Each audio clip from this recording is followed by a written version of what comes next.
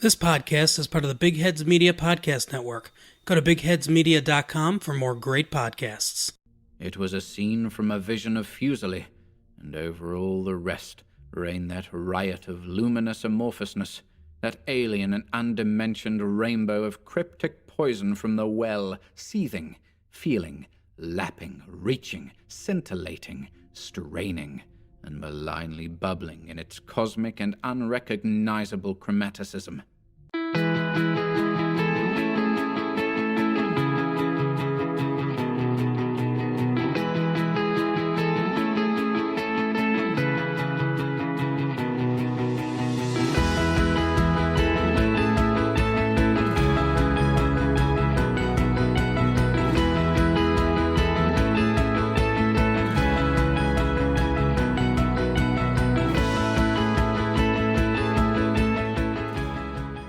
Welcome back to Time Sensitive, a film podcast exploring the best and worst under-the-radar movies from the past 18 months. I'm Kate, and I'm here as always with my pals Sam and Ian. Say hi. What's up? We are in the midst of our Freaky Film Festival, a special month of the show dedicated to horror, science fiction, thrillers, and fantasy coming your way all October long. Dare I say, our favorite time of year. Favorite time. It's the best. The best time of the year. Best time of the year. We are exploring the cosmic horror genre in this episode, specifically Lovecraftian horror, with a full review of a truly out-of-this-world film, Richard Stanley's Color Out of Space. Another movie title that just really does not roll off the tongue. No, it does not. Yeah. Here at Time Sensitive, we not only try to entertain you, but we try to learn alongside you. In just a few short Halloween-themed episodes in our tenure as a show, we've explored the subgenres of pagan tragedy horror, Italian mystery horror known as giallo, fantasy art horror, ritualistic classic horror, and now, as Kate just mentioned in this episode, Color Out of Space, we're talking body horror and cosmicism. Ooh! Cosmicism. It's quite the undertaking, but these conversations that we end up having are some of my favorite conversations that we've had. They're just too much fun. Even if we hate the movie, and I likely do, it's just too much fun to talk about. And I love learning about this stuff. If you haven't listened yet, you can scroll back in our episode catalog and find episodes on Hereditary, Suspiria, Mandy, and Midsommar, among others, streaming now on Apple Podcasts, Spotify, and Stitcher. All right, everyone. We are climbing back into the cage this week. Cage. That's right. Cage. Nicolas Cage, once again, is the subject of our time-sensitive Freaky Film Festival episode. Pure evil! And I'm so glad. Can we get a soundbite of him saying pure evil? Forever, and we're just going to keep playing it over Yes. and over Oh my again. God. And like Nick Cage, we don't want to hold back at all in discussing this movie, so let this serve as your spoiler warning. Spoil. What was that? That was my spoil sound effect. Oh my God. If you have not yet seen Color Out of Space and you want to see it before we say anything more, pause the episode right now. If you are a loyal library patron and your local branch has access to the streaming platform Hoopla. I was kind of waiting for that to happen. You got it. You can find Color Out of Space available there for free. I wish I had listened to this episode before I watched it because I totally rented it on Oh, Amazon. no. Really? Oh. Oh, Yeah. okay. Well, that's okay because you can also rent it there. Yeah? Yeah, if you don't have No, Hoopla. it had a fee. I know. Oh. Hoopla doesn't. That's why we're pushing it. Yeah, get on Hoopla, y'all. Check out your local library. But if you're like Kate and you don't want to I just forget. and you don't want to get on Hoopla, you can rent it on Amazon, Google Play, iTunes, YouTube, and Vudu. Color Out of Time is unrated, but I'd probably say it would be rated R if it actually came out. And it has a runtime of 1 hour and 51 minutes. Okay. To quote Nick Cage in this movie, if you don't mind, I think it's time we milk the alpacas. Hell yeah. Let's get to Color Out of Space. Okay. H.P. Lovecraft is America's Titan of terror. Born in 1890 and himself inspired by the writing of Edgar Allan Poe, Lovecraft has inspired horror authors for over a century, most notably, of course, Stephen King, who has called him the 20th century's greatest practitioner of the classic horror tale. His influence has also been credited in the work of directors Guillermo del Toro and John Carpenter, both staples of the horror genre. Lovecraft himself was a Rhode Island recluse who remained virtually unknown during his lifetime. His style, as Kate already mentioned, known as Lovecraftian horror, most famously displayed in his Cthulhu fictional universe, combines elements of traditional horror with what was in the early 20th century cutting-edge science. So this was new radiation discoveries, new science coming out in the later part of the 19th century. And his style emphasizes the fear and awe we feel when confronted by phenomena beyond our comprehension, especially the erosion of the traditional understanding of reality. Basically, it's the awareness and the compounding feeling of humanity's insignificance in the unknown universe through features such as alien entities, reanimated corpses, and black magic rituals. Mainstream films like John Carpenter's The Thing, Ridley Scott's Alien, Frank Darabont's The Mist, Susanna Bier's Bird Box, and even Ivan Reitman's Ghostbusters share these Lovecraftian themes. So many great things that have come from this. Yes. It's fantastic. There's one thing on HBO that's just started coming out. You're right. And that is Lovecraft Country, something that I've wanted to see and wanted to catch up on. I think there's only a few episodes out right now. Yes. But it just started. It looks fantastic. Executive produced by Jordan Peele. It's got a great lineup behind the screen and also a great lineup of actors in the show. Yeah, it's got Michael K. Williams and Courtney B. Vance, Jonathan Majors, and let me see if I have anybody else listed here. It's Smollett, Jussie Smollett's sister is in it as well. Journey Smollett. Okay. Yep. Yeah, I think she's one of the lead call. characters in the show. So in addition to those themes, and then if you want to go and explore and you have HBO and able to do Lovecraft Country, in addition to those, Color Out of Space itself, the movie that we're talking about today, is a modern-day adaptation of Lovecraft's 1927 short story of the same name.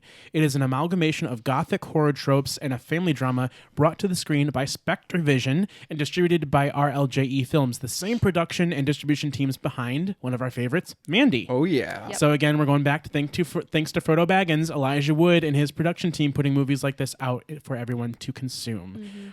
The story recently entered public domain. A lot of Lovecraft's work has now entered the public domain, so free access, and it's been picked up by writer-director Richard Stanley.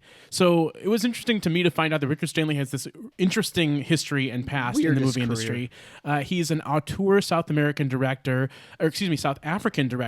who gained notoriety in the early 1990s with his post-apocalyptic Western debut film Hardware, and then had another, I think it's called Dust Devil, shortly after that. But it was the famously disastrous 1996 Marlon Brando Val Kilmer picture, The Island of Dr. Moreau, once set to be Stanley's Hollywood studio breakthrough, that instead brought his career to a grinding halt. It's actually really sad. Apparently there was so much tension on the set of this film that he was rumored to have a nervous breakdown, mental breakdown, and was fired from the set, I think like 3 days into the filming of the movie. This movie, and from which he was fired, was such a mess that there is a 2014 documentary chronicling how messy it was. And that documentary and the retelling of that story and what happened on the set seemed to revive and rebuild Stanley's reputation. He kind of got vindicated for some of the acts that were Marlon Brando and Val Kilmer's doing, almost as if they sabotaged the film. But that's a very basic understanding. So you can definitely watch the movie. It's on Amazon. I think it's called Lost Soul. So you can find out more there. But Stanley returns now nearly a century later. He did not do any feature film narrative directing in that last quarter century since he was fired from that. And he comes back with this mission to reclaim Lovecraft's ultra-dimensional alien deities, make them into a clear and present threat for the 21st century, and create something one would feel with one's diaphragm. I love that. That's a direct quote from Richard Stanley. And he has announced that Color Out of Space will be the first in a new trilogy of Lovecraft adaptations. So this is movie number 1. He's currently working on a remake of the Dunwich horror as the second one. And I heard him describe the opening of Color Out of Space kind of as the introduction to this, meaning that he's going to come back to those original themes and possibly the same characters. Okay. Color Out of Space stars, as Sam already discussed, our favorite here at Time Sensitive, Nicolas Cage. It also stars Jolie Richardson and Madeline Arthur, alongside one of the weirdest cameos of any movie that we've done, none other than Pot King, Tommy Chong. Color Out of Space premiered at the 2019 Toronto International Film Festival and later at Fantastic Fest, and was originally released on January 24th of 2020. Woo! Okay. 2020 movie. So that's a lot to unpack there. There's a lot of background to much. this movie. Yeah. A lot of style things and information about the team behind it. But Sam, you picked this one. We always defer to you in a lot of our Yes. horror selections. And again, you've given us one to fully digest Oh, yeah. in some ways. But tell us why you picked it. So when I was kind of tasked to find another horror movie for us to review during Halloween, my main goal was to find something fun for us to discuss because I think that's the best part. My goal wasn't to find something too scary or super gory or something like that. I just wanted something fun. And I went on Google and started looking for movies that I had never seen any advertising for or maybe even heard of at all. So Definitely the under the radar definition. yeah, as far under the radar as I could find. And this one came right out to the forefront. Its poster was awesome. Yes. Yes, has a great poster. It is the coolest poster. And then I found out that Nicolas Cage was in it. Then I found it was an H.P. Lovecraft story. And then I found it was produced by the people of Mandy. And I was like, you guys are welcome. This is Has to be. fantastic. You're there with a checklist. Just bing, Yep. bing, Yeah. bing. Yep. This will be fantastic. And that was my whole reasoning behind this movie. I love it. Me too. Thanks for taking our love for Mandy into consideration when choosing again. Mandy Absolutely. Part 2. All right, let's get into that plot and see if we can kind of figure out what the hell this movie was about, because I still might not know. Yeah, we're going to give the quick and dirty of this Okay. one. Again, you should watch this film before the discussion. I think you'll really want to with this one. But after a meteorite lands in the front yard of their farm, the Gardner family finds themselves battling a mutant extraterrestrial organism as it infects their minds and bodies, transforming their quiet rural life into a Technicolor nightmare.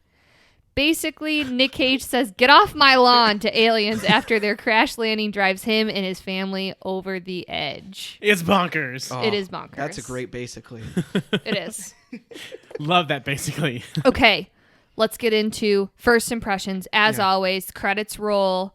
During this segment, we usually just give away our full feelings about the film in general. But try not to do in that. Try not short, to. yeah. Yeah. But anyways, credits are rolling. What are you thinking, Sam? This is your pick. Yeah. Are you feeling terribly responsible for what we just had to watch? I wasn't, though. I felt very confused, but I was also delighted and a little underwhelmed. Yeah. So, like, I had a very weird mixture of emotions for this Conflicting one. feelings. Yeah, it's definitely a B movie. I wasn't expecting that going in. You weren't expecting a B movie with Not Nick really. Cage? I thought it was going to be a little bit more like I don't know. I thought it was going to be a little bit more serious and a little bit more grounded, just based on the trailer. Optimistic of Well, you. I know it is. Yeah. But based on the One trailer. might say naive of you. But I wasn't disappointed with what I had. Okay. Oh, Yeah. okay. Underwhelmed but not disappointed. Right. Okay, that's a thin line. That's totally fair, though. Yes. I love it. Yep. Ian, credits are rolling. what you got? How are you feeling? Well, I think even before the credits started to roll, I was like, I'm watching a Sci-Fi Channel original horror movie. Like, it was so choppy and disjointed. Yeah. I was like, someone wrote this on the back of a napkin, and it was not a Harry And Potter it was type H.P. thing. Lovecraft. I'm just kidding. It was especially Tommy Chong's character. I was like, why the hell is this? Because there's always that weirdo character in all those sci-fi original yeah. movies. Yeah. So I was like, that's where I definitely felt that. Visually, I compared it very much to Alex Garland's Annihilation. Oh yeah. Which I had I can seen see a that. couple years ago. That's just like what kept coming back to with the visual effects in the movie. And I'll talk more about that later in the comparisons to that movie. But the whole movie felt like each line itself was chunked out with little to no attention to the line before or after. It felt very lacking in context. So it's hard for me to kind of attach to the plot of the movie because it felt like each line someone was just like throwing away a line or like a page Sure. of the script. Also, for me, there were moments of tension that I thought came too quickly, so I personally couldn't get scared by it. Like I actually find myself laughing at it a couple of times because it moved so fast. I think it took out a lot of the horror, quote unquote, elements that I was expecting to see in the I movie. thought the pacing was something this movie had going for it. So did I. No, pacing is not the problem. It was like individual things within the movie. Like a line would be said, there was not enough time to react to it by the other characters. Gotcha. okay. Yeah, I never felt like bored or sped up through the movie, but it just felt like there was no time for me to react as a film goer or for the people on the screen to react. So I had this also as soon as the credits started to roll, because I watched it alone, which I don't recommend because it was just like, something would happen and I'd be like super into it, and then I wouldn't be into it anymore. So I kind of was like distracting myself. Yeah. But I kept thinking at the end of it, as the credits started to roll, I was like, this is going to be one of those movies that we're going to just give it a great discussion. It doesn't deserve it, but we're just going to give an amazing talk about this movie. And then I got super hopeful. Yeah. So all those things combined. Yes. Cool. Kate, what about you? I have to echo Ian a little bit, and I just have to apologize now that I'm sure we're just going to be referencing Mandy and Annihilation It's and gonna like happen a a few lot. different films left and right. But I mean, just watch them, put them in your repertoire, Yeah. so you're in this conversation with us. But this movie had some amazing horror elements. Like, So I have good. to give it props on a lot of different levels. I loved all of the special effects. I loved the settings. I loved the jump scares. All of that I thought was thought through. But to echo Ian, this script was terrible. bad. Character development was clunky. We were left to just assume a lot of relationships and the way they were built and the way they were, and the dialogue was laughable. But you might be asking... In fact, it was. Yes, and you might be asking, Kate, how is that any different than Mandy? Its dialogue was laughable too. And to that, I would say, good question. But I think there is a lot about Mandy that didn't take itself too seriously. When there were clunkier, campier bits of dialogue, it seemed to fit. When a cult member mutant pulls out a 3-foot-long chainsaw to battle blood-soaked Nick Cage, also wielding a chainsaw, I kind of don't care what corny lines we're shouting at each other. You know, Yes. we're leaning into it. This movie took itself just a little bit Very too seriously for me. It felt as though it desperately wanted to impress and gain the admiration of like true Gothic literature heads, and the script just didn't have the muscle to hold that up. I don't know why they would think that it did. I don't either. Because, I mean, that's the weird thing about Mandy is that I don't think they were trying to be that serious, but they ended up with a wonderful product by the end of it. Oh, yeah. Yeah, maybe it's just a by chance we got the It must perfect measurements of everything It was a we good needed mix. for that recipe, but Yep. there was just something, they used salt instead of sugar. That's a great analogy. Yeah. Like, they both just decided to start without a recipe, and one of them got lucky and one of them did not. Yeah. Yeah. This one just didn't add up right. Because the Okay. first 30 minutes of this movie is almost unbearable to watch. Watching the characters talk to each other. Yes. It is rough. But luckily it gets moving really quickly. Oh, it does, and then it gets good. Minute 17, you get your first jump scare, and I was like, Heck hell yeah. yeah, let's do it. Okay, let's get into characters. I have a feeling this segment's going to go by pretty quick. There's not a lot to say. Very few people in this movie. Yeah, and they do very little. And there's not much about him. Yeah, and there's not much to say. Let's start out with the man, the myth, the legend, Nick Cage as Nathan Gardner, patriarch of the Gardner family. Yeah. We've talked about his filmography before, so we won't waste time getting in there. No. But basically, to set this plot up, Nathan has moved his family to what he calls the sticks, following his wife's breast cancer treatment. And they moved off to this family farm and property that was part of his family's history, owned by his late father, who he probably has some daddy issues with, but we He never does, explore yeah. those. Super daddy issues. Yeah. lots of Like daddy looking issues. at a picture of him on the counter, but clearly he's an alcoholic. Nathan is. He's always quick to go for what appeared to be whiskey or some sort of dark Bourbon. He Oh, is that's right, but it is bourbon He is a Bourbon. bourbon connoisseur, according to the news Yes. station that he was Bourbon. on. and wine because he has that whole wine cellar full. He does have a wine cellar, yeah. He doesn't drink the water. He drinks the No. bourbon. Yeah. Just Which is one of the things I thought was so funny because like after his son is clearly in shock from seeing this thing, I'm talking about Jack's like on the couch like barely breathing, and before like Nathan gets up to go get a drink. Starts swirling the bourbon right in Yes! the kid's face. He makes a drink for himself Hell and yeah, not he his does. unresponsive son. And I was like, okay, this guy is bad. And they make a point to even like edit in the clink of his ice as he's swirling his drink. And we're literally supposed to be focusing on something else. Like I didn't understand amazing. why. It felt really out of place. But early on, he's very slow to anger. He even chastises his kids for using foul language. yeah. But I think what's interesting is about all these characters, some of them have a better transition than others. They transition from when they are exposed to the color and to how they are from the beginning to how they are at the end of the movie. And he, again, is slow to anger at the beginning, but then becomes angry and unhinged and full out Cage by the end of Classic the movie. Cage. And Yeah. it's just kind of like listening to Richard Stanley talk about Nick Cage in this and how like he is the perfect choice because he understands character development and he allowed all this to happen organically. I was like, shut the hell up. This is just like him being Yeah. wild and checking off another movie on his docket.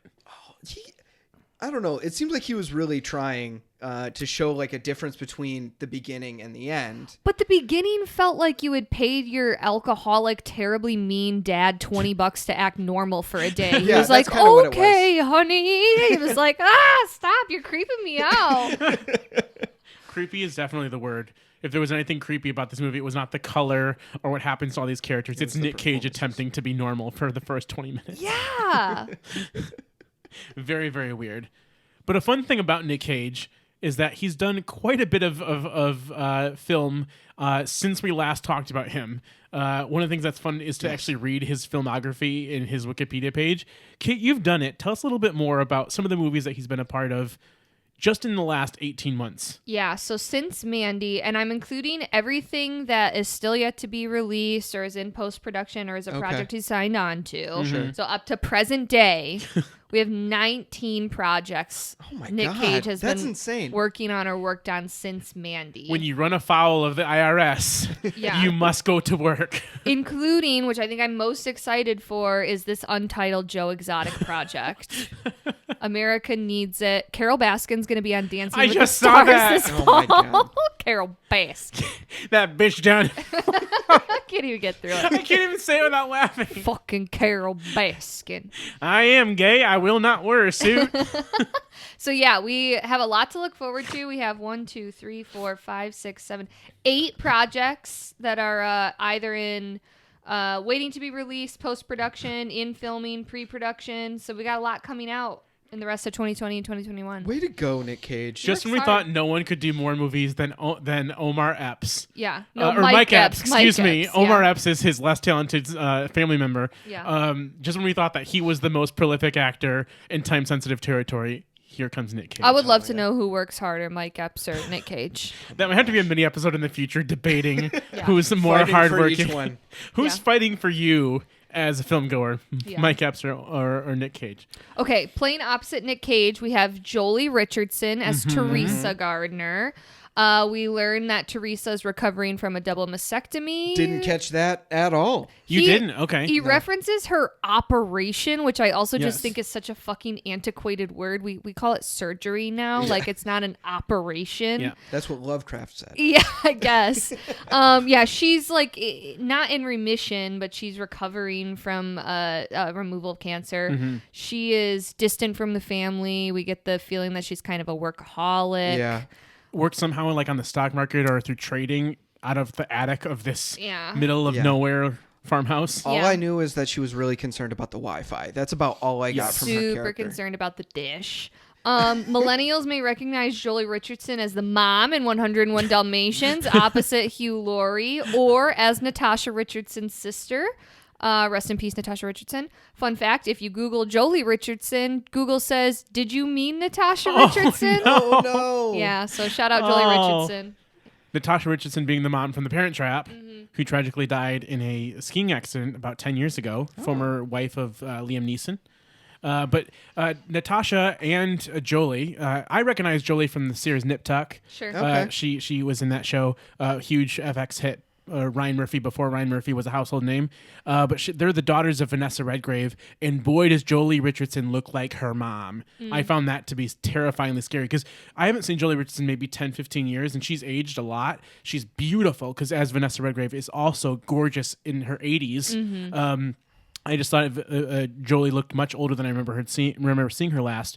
But I just have to quick comment and say, the reason that I could pull out the double mastectomy language, because it was basically like reading a brochure on someone who's about to have cancer surgery. Yeah. Like the script was so poor and just so almost disrespectful to survivors of breast cancer and how formulaic it was. Yeah. And that fact that the biggest tension of this was not her recovering from it or her distance or her mental state after it. It was more of when can Nick Cage get in her pants again? Yeah. It was just, I thought it was so inappropriate and so wrong. Man, I missed a lot of the early stuff, I guess. I mean, maybe You like, tuned out in the beginning. I was trying to Yeah. give it a chance in the beginning. So I was like, oh yes, nice point made there. And I was No. like, no. I was it's like, not. all right, I was really like, oh, it is what it is at the beginning, and then I'm Mm-hmm. like, all right, let's get to the scaries. Let's get Okay. to the jump scares. Let's Ignoring get the to violence. background altogether. Yeah, it, was Yeah, like, who it wasn't. cares? It wasn't going to be relevant, and I was right. You were right. It was It not. was not relevant. Okay, so after we talk about mom and dad, the matriarch and patriarch of the Gardner family, we have what I think is basically the lead character of the story. Nick Cage is billed as the lead character, but I really don't think he is. It's their eldest daughter, the only daughter, Lavinia, who's played by Madeline Arthur. And this name, which took me a while to figure out, I thought they were saying Olivia, but saying it weird. Yeah. Because Lavinia is not a character in the short story. In the short story, the family that's afflicted by the color, it has all boys. I believe 3 boys. So she's a modern day adaptation change. And she's inspired, the character name is inspired by another Lovecraft story, The Dunwich Horror, which is the second film of this trilogy that Richard Stanley plans to make. Oh, fun. So we'll probably maybe get to see her again. Who knows? I mean, she's been that'd be absorbed cool. into the alien territory, so she might still be alive. Yeah. Who knows? When we first meet Lavinia, she's doing like a Wiccan ritual down by the river in kind of like a very juvenile way. You get the sense that she's like messing around. Or aspirational Wiccan. Yeah, She's like sure. really trying. And there's this line when we first meet Ward, the hydrologist. Did you guys know he was a hydrologist? Hydrologist, yeah. He's a I think he's a hydrologist. He's a hydrologist. He asks if she's doing Wicca, she's doing Wiccan or Alexandrian. Because he's Yes. super cool and knows exactly what those are. Yeah, and for some reason, the way he threw those out, I felt compelled to research what the differences were. I am thankful you did because Yeah. I wasn't going to, but I was curious. Alex- This is because 5 minutes and we're still concerned about what the script is telling us. Seriously. Yeah, this is one of those moments. Alexandrian is just a type of Wicca. Oh. Like it would, It's yeah. like a different denomination. Yeah. Oh. Completely. Yeah. okay. It'd be Cool. like, yeah, I can't think of a good example of what that would be like. I'm sure say. the Wiccans would love a comparison to modern theology. It's just a type of Wicca. So Okay. by saying it, he probably, would sound like an idiot to an actual Wiccan. But there is a type of Wicca called Gardnerian Wicca. Okay. Last name being Gardner. I don't. Really? Their last name. Yeah. I don't know why this wasn't utilized at all. If she was so into Wicca that Why couldn't that have been the question? they wouldn't he asked? incorporate some type of Gardnerian Wicca. Maybe but it would have been too on the nose. Possibly. I don't know. Is that possible to something too on the nose in this movie, Sam? That's definitely what we're I'm missing. giving it the benefit of the doubt, Ian. But even utilizing like some Gardnerian Wicca some symbolism or anything, I don't know. It seems like a missed opportunity. For sure. Very. One other thing, this name was so interesting, Lavinia, so I felt compelled. My first instinct when they first said Lavinia, I was like, oh, I bet that's the scientific name for like the lavender plant or something because she Oh. has this purple in her Yes. hair. Oh, yeah. I was like, I bet that is in reference to something purple. But I looked up the name Lavinia, and it's actually a character in Virgil's The Aeneid. She is a king's daughter, and in this story, this king's daughter's hair lights on fire at like a banquet, and she has these like fiery tresses. The excerpt is, while the old king lit fires at the altars with a pure torch, the girl Lavinia with him, it seemed her long hair caught, her headdress caught in crackling flame. Her queenly tresses blazed, her jeweled crown blazed, mantled then in smoke and russet light. She scattered divine fire throughout all the house. No one could hold that sight, anything but hair-raising, marvelous, and it was read by seers to mean the girl would have renowned and glorious days to come, but that she brought a great war on her people. Ooh. So I thought that was really interesting, and that Lavinia kind of seemingly incites this like incident we're left to assume, and seems to be the most in control. Even she seems to have this like special connection with whatever is happening, and I think that's what makes her the standout as the main character. And so I thought this excerpt from the Aeneid was sort of telling. Interesting. So is that credit to Lovecraft, who originally used the name in another story? I don't know what the reference is in that story, or does this credit go to Richard Stanley for bringing up that? It's hard that to say. Old reference. Yeah, because in Lovecraft's story, it's 2 sons, and they have much less play as far as like what goes on between them and the alien color. All of the characters in the short story require a lot more of looking into, because they're like, I think Sam, you said earlier, there's no dialogue or very There's little no dialogue. real dialogue in the whole short story. The short story is only about 21 pages. Yeah. I listened to the audiobook of it, and it took less time than the actual movie itself. Yeah. It's only like an hour and 20 minutes to do so, which is it's an interesting listen. I'll give it that. But yeah, there's like no dialogue. So all the dialogue in this had to be filled in. You had to fill in who these characters were and what they were doing. and all of the dialogue, and it was just a big swing and a miss when Yeah. it came with the characters. I think that's what I'm getting at is I was so disappointed because they seemed to put so much weight on Lavinia as a character, but without really giving us like enough to chew on. Right. Even this research is like I read a little bit too much into it. Obviously, Yeah. like I'm just not even sure why we spent time making her have purple hair or having like a Wicca triangle in her hair as a clip, or like why we saw her bedroom and what she was reading. Like none of it ended up mattering. Yeah. It's weird. It had such great aspirations, but then they diluted her by falling for this random guy that she's never met. Like it just Yeah. they threw in so many things that were unnecessary that what could have been a really interesting character that, you know, incorporated her interest in this dark art, in this magic, in this Lovecraftian horror style of stuff could have really like on the nose connection to Lovecraft ended up becoming a waste. And I Yeah. think the exact same thing happened with our next character, Brendan Meyer, as Benny, who plays teenage son. I think he's older than Lavinia. Yeah, it's a weird relationship. I'm not entirely I sure. assumed he was the middle child. Okay, he's son. He's old. Yeah. He's Lavinia's age. He's a pothead. He smokes in the barn a lot. But again, they made him really into space and really into black holes, and it seemed like he was going to have this like niche knowledge that was needed to unlock something really fantastic in this movie with Lavinia. Like he'd be able to explain some fraction of this phenomenon. But he ended up just being a dummy who fell into a well. Like, Yeah. why did we even spend the time getting to know that he was into the stuff if he never got to use it? He was basically Baby Jessica, fell into the well. Yeah. That's what's so frustrating about these characters is that we don't seem to get enough time with them to understand what they can do. Yeah. We don't know if, like, I didn't even know that he was that into black holes. Maybe I just He's like, Wasn't doing Maybe that. you paying just attention. forgot the first 30 minutes of it until something blew up. You were like, no. Did you have your glasses on while you watched? until we lost some fingers, then I was in. Oh, God. Dinner's ready. Rounding out the last child, Julian Hilliard as Jack, who looks like the meme of that kid who sits there like this.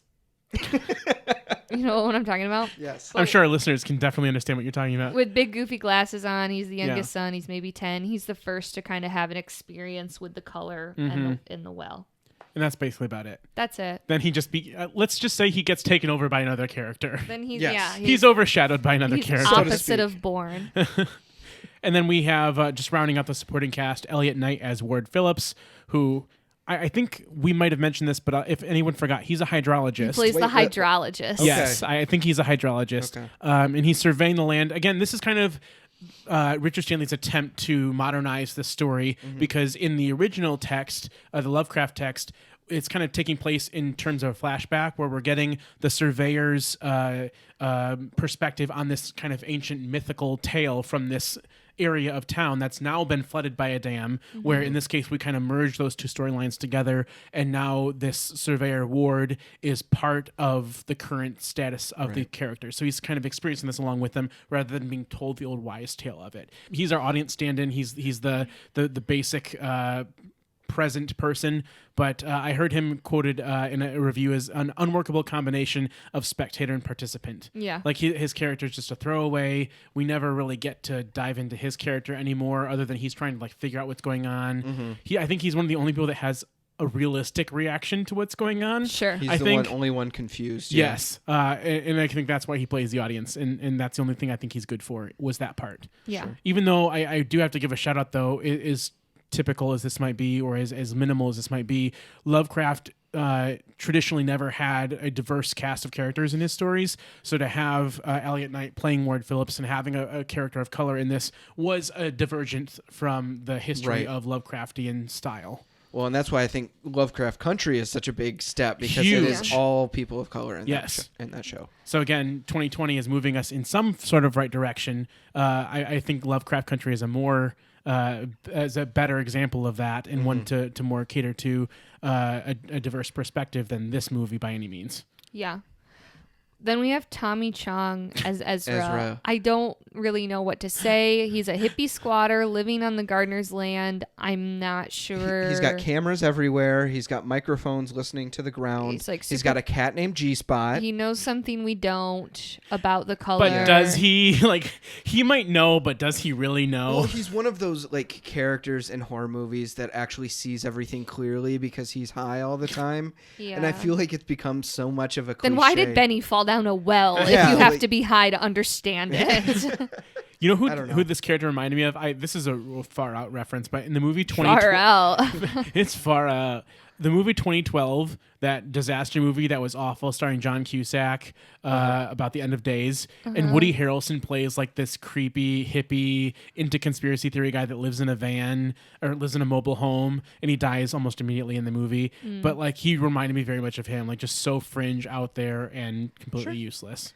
Thing about this though, another just like loose end is usually we discover that character knew something we didn't Yes. later, and we feel like regret for not having listened to their like jumbled wisdom. Right. Well, we don't get anything later from Ezra. Like we see that he's got stuff and he knew what was happening, but Yeah. nothing of He's note. got stuffs. He lives in a place. He has Yeah. a cat. He got sucked free of his soul. Yes, Yeah, his he body. was a little raisin. And then we heard an audio tape of him, and that's Of his about all. voice. That's about it. Thanks, Tommy Chong. I would Probably tot- all he can do these days. Yeah, I would Yeah. do yoga to that track though. The way they like edited his voice in and out, it sounded so ambient and cool. I was like, hell yeah. Anyways, Awesome. Thanks, Ezra. Yeah. For nothing. You were great. Shout out, Tommy Chong. Okay, so again, this movie, the plot, as Kate described earlier, meteor hits and Nick Cage and his family get lost in everything that happens because basically this meteor has aliens in it, and it brings in a terrible reflection on organic life and matter. But we thought that it would be interesting to analyze this movie. Kate's already losing it. Sorry, I just glimpsed one of Sam's favorite lines and I can't stop laughing. What we wanted to do was basically talk about the inner workings of the movie outside of the characters, but by talking about our favorite scenes, if we can call them favorites, Right. are the lines that stood out to us, and then of course our what the fuck moments. Yeah, and usually we would only do like favorite scene or line. Yes. But I think this is just one of those things where we could list what the fuck moments into eternity. So we're gonna Yes. give everyone a good amount of time here to give some scenes, some lines, Yes. some what the fuck moments. Sam, why don't you kick us off with one of your favorite scenes? Happily. I will happily do that. It would be my honor. Yeah. The first one I have here is when Nick Cage goes out to the barn with his shotgun and shoots the alpaca mound. Yeah. That's what I I love started that you call calling it a mound. Yes. because you see all like this goop and like four heads popping out of each other, and it's all skin and it's gooey, and he just starts unloading with the shotgun. He reloads like the thing is going to attack him back. The thing So clearly you could can't just move. splice Kurt Russell's face on him in this scene, and this is straight out of the thing. Fantastic. And these kind of effects are exactly what you can expect out of the thing. I can't wait. Yeah. And that is going to be awesome. And I just loved it. And Nick Cage was going nuts. It's going crazy. Yeah, yelling, getting blood splattered all over him. Yes. Classic Mandy Is style. it a Nick Cage unless he's blood spattered at some point in the movie? gotta It's have not- it. Yeah, it It's like the Viola Davis monologue. It has to happen. it needs to be in his rider. Yeah. Can you imagine how many times they have to wash his toupee and get all that fake blood out of it? What else stood out, Sam? Okay, another violent scene would be when they headshot when Nick Cage shoots another thing. Yes. The wife-son spider. His wife and son, yes, Yes. he shoots them in the mound. The mercy killing of that mound. He handles it. It was a It's not my family. As he fantastic says. explosion Yeah. of that head, and just seeing the spidery thing crawl around, so cool, So good. so good. Cool. Okay. Is that the word that you're going to use? Yes. Okay. Good. And I think you guys might have this one on yours as well. Yeah. The car meltdown scene alone That's what we came for. is worth the price of admission. Mommy, this is what you came for. Right? Is that Rihanna? That's what Nick Cage sings before every scene he does. Yeah. It was so good. It was so over the top, Yep. which I love so much. There's a Keanu Reeves scene that's very similar that he did a few years ago in a movie with Ana de Armas, and I can't remember what it's called right off the top of my head. It's not Keanu, is it? No, it's not Keanu. Oh, okay. I can't remember what it's called. Let me quick dive into my Keanu Reeves filmography brain. Oh, it was a terrible, terrible, terrible movie. Okay. But it had a scene very similar to this, and it got me right back into it. Sure. I was like, this is amazing. This is what I'm here for. It was punching. I'm psyched. Throat Yes, punching the car Yes. roof. He's saying cocksucker because that's what one does. Yeah, of course. Come on. Well, he's infected with the stuff. It makes him angry, and he has an accent all of a sudden. Yes, the accent from that creepy movie he did in the 90s, that vampire movie. I can't remember what it's So called. good. Okay, so those are your favorite scenes. Kate, any scene that stood out to you? Yeah, I loved the long shots of the front yard, like their front land, as yeah. it grew more and more lush and pink and kind of iridescent. I love that we kind of got the same shot every single time we saw the front land, but it just looked vastly different. But the well was kind of always center. We always saw the barn off in the distance, stage left. It was tranquil. It was beautiful. I loved the use of color. I thought it was really effective in setting the scene, and I thought that was awesome. And then obviously, yeah, I loved when Nick Cage finally gets to freak the fuck out in the car and punch and scream, and it was all I wanted. I found the movie. It's called Exposed. Oh, okay. It was atrociously bad, but so bad it's good territory, and it's a lot of fun to watch. Well, appropriate to bring up in this conversation. Yeah, absolutely. My favorite scene, I think, has one of the most traditional horror elements of it, the jump scare. Yeah. And this is when we are with Ward, who I believe is a hydrologist. He's a hydrologist. And he's confronted by the color in this scene where he's sitting outside this tent that he's testing water erected. in little tubes. Yes, basically running a pH out of a tent in the middle of the woods. Which I can do on my kitchen counter. Exactly. He needs a field tent Yeah. to do it. Yeah. Because he's a serious hydrologist. He's a hydrologist. But there was this moment where he's distracted by this noise in the woods, and he uses classic tropes of the flashlight only showing us like one beam at a time. And here's where I thought like Sam the dog was going to jump out and like attack him. Sure. So I was expecting that, but then it kind of diminishes after he sees the color and like, oh, okay, so this is going to be nothing.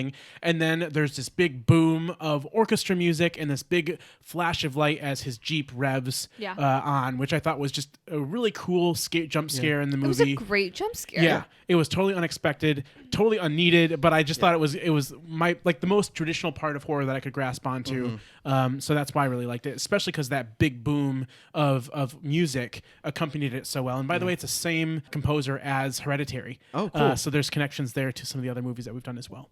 With that, I agree. It was a great jump scare. I was just confused why he decided when his car turned on and started revving that he walked directly in front of the grill of the I vehicle. also thought Yes. that I was was a like, questionable decision. Move to the side, Yes. guy. Something bad could happen. I was like, this is going to be Stephen King. This car is going to just run you over. maximum overdrive. He is a hydrologist, not a rocket scientist.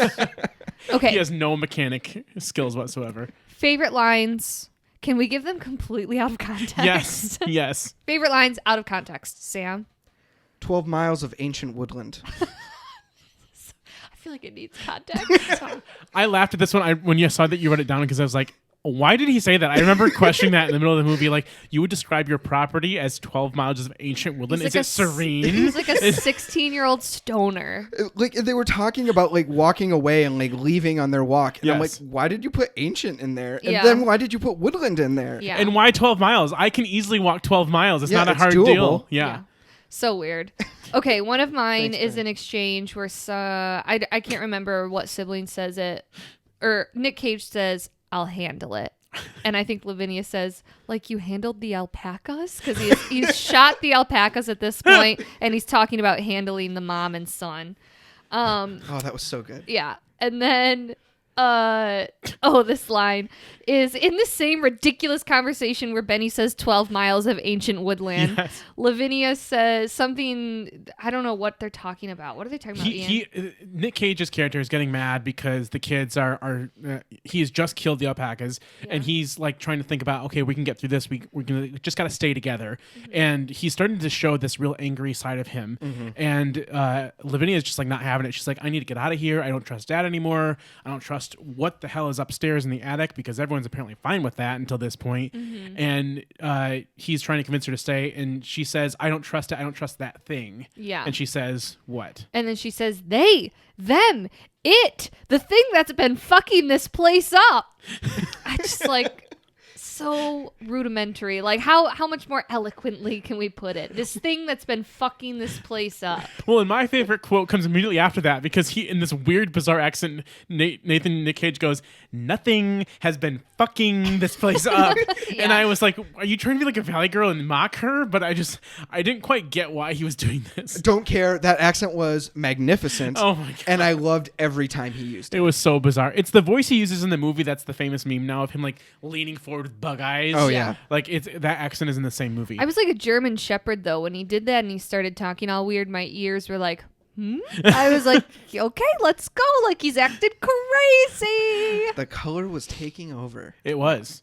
Another one of my favorite lines is when they're up in the attic and Nick Cage is like very calm at this point of the movie. Even though we are experiencing what we're experiencing, he says the line, "Everything's under control." And then almost to like make fun of the screenplay, the editor cuts to an image of what's left of Jolie Richardson. It's this shot of this palely gray, discolored, organ-exposed, decomposing corpse of a mom who's now fused with her son and wheezing in agony to immediately follow, "Everything is under control." It's like, no!